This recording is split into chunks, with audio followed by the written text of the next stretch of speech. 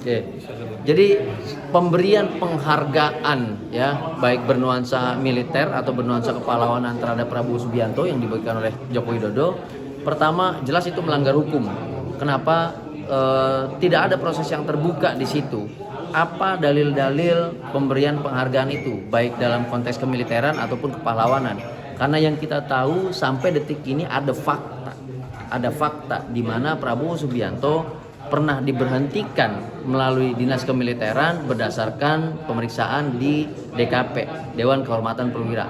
Hal mana itu tidak terbantahkan sampai detik ini, dengan problem bukan hanya penculikan paksa, tetapi adanya operasi-operasi yang tidak diizinkan, bahkan diduga kuat adanya dugaan tindak pidana yang melanggar Kitab Undang-Undang Hukum Pidana Militer atau KUHPM. Jadi dari situ saja kita bisa melihat tidak ada satupun pertimbangan, baik pertimbangan dedikasi dinas kemiliteran, baik pertimbangan kontribusi kepada masyarakat sipil atau ruang publik yang bisa menjadi dalil penghargaan baik dari aspek kemiliteran ataupun kepahlawanan.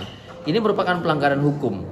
Pemberian penghargaan itu tentu diikuti dengan hak-hak atau fasilitas-fasilitas tertentu yang diterbitkan oleh negara dengan menggunakan mekanisme ketatanegaraan dan keadministrasian negara kita yang juga berdampak pada anggaran.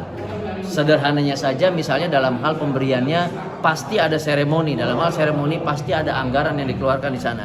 Jadi saya pikir ini bukan hanya tindakan yang melanggar hukum, tapi sebuah tindakan yang koruptif yang ditunjukkan oleh Presiden Joko Widodo hanya demi kepentingan politik. Kenapa demikian? Kami tidak melihat ada kepentingan publik di sana, tidak bisa melihat ada kepentingan hukum dan kepentingan kepahlawanan di sana. Jadi bisa dibilang di tahun-tahun politik ini merupakan kepentingan politik yang dikedepankan, mengingat Joko Widodo berhasil menitipkan putra sulungnya sebagai pasangan dari Prabowo Subianto dalam kontestasi pemilu 2024. Ini salah satu langkah ikatan politik yang terus menerus ditujukan oleh Presiden Joko Widodo. Saya pikir begitu. Artinya nggak ada urgensi yang mendesak begitu? Sama sekali tidak ada urgensi, karena tidak ada pertimbangan hukum, tidak ada pertimbangan dedikasi, tidak ada pertimbangan hal-hal yang sifatnya substantif, hal-hal yang sifatnya misalnya mendesak juga, apakah karena memang penumpukan proposal pemberian penghargaan itu sudah terlalu banyak, lalu usianya sudah agak tua jadi dia diprioritaskan, itu tidak pernah ada. Dan sampai detik ini tidak pernah diceritakan kepada publik apa pertimbangannya. Kan di situ letak pelanggaran hukumnya.